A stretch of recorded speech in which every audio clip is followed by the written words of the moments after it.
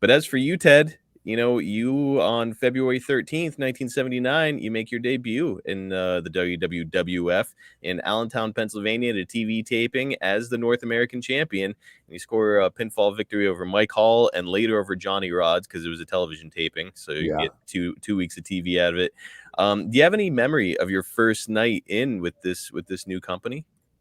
I remember uh, it was funny. Everybody wanted to let me know. It's like Johnny Rodz was he was a good hand. He was a good guy. But you better get over with him in the dressing room, or you're not going to get along with anybody. It was I don't know. Just Johnny had that rep. And if he liked you, you're in. If he didn't like you, you're out. And so there was no problem with me, and of course, like I said, I wrestled him that first go round, and we hit it off really really well. So the idea being that Johnny Rodz was like well respected in the dressing room, and if he didn't like you, he would make sure that nobody else liked you. I don't know. Maybe. Well, it's interesting that you bring that up and kind of like the dressing room or locker room politics because part of my notes here is I was going to mention that Roddy Piper has told the story about people messing with him when he first tried to come and work for Vince Senior, and it basically ruined his entire what would have been his first run with the company. I think he was there for one night, and I believe he was in MSG. And somebody stuffed his bagpipe with toilet paper and it wouldn't play. So he went out there and just flopped and looked like an idiot. So I mean, we hear that a lot of the time when talents arrive in a new territory, and, especially.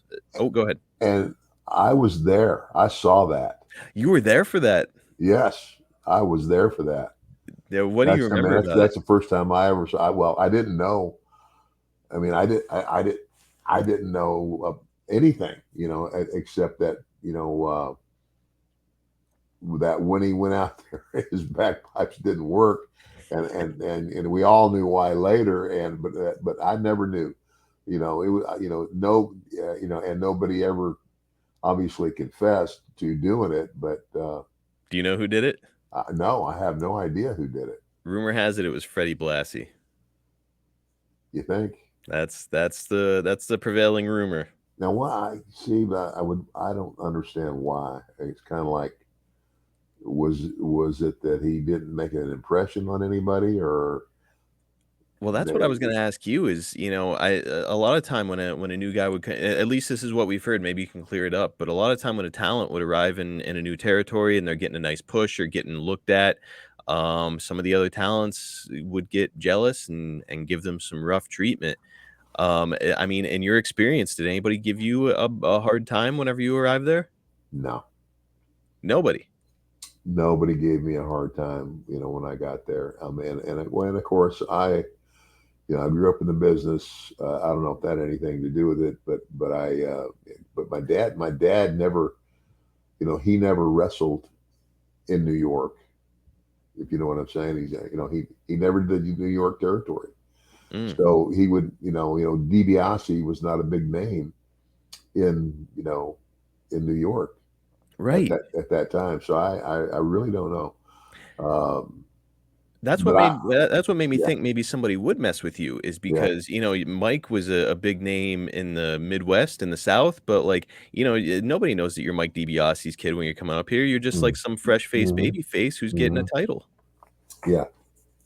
So, man, interesting that nobody messed with you. It's wild that you were there on that night with Roddy Piper. That story's kind of become legend. And yeah, like Roddy tells a story about like people giving him a really hard time when he was breaking in. Like, I think it was Larry the Axe Hennig, like intentionally broke his nose one night in the ring. And just like, some people were being really, really stiff with him. Good to hear that, it wasn't everybody. Maybe Roddy was just rubbing Well, people and the wrong way. I never thought about that, but maybe because because I had the wrestling heritage that everybody knew that my father was, you know, in the inner circles of professional wrestling, considered one of the best Right. of his. Not only not only professionally, but he was also an AAU national heavyweight amateur champion.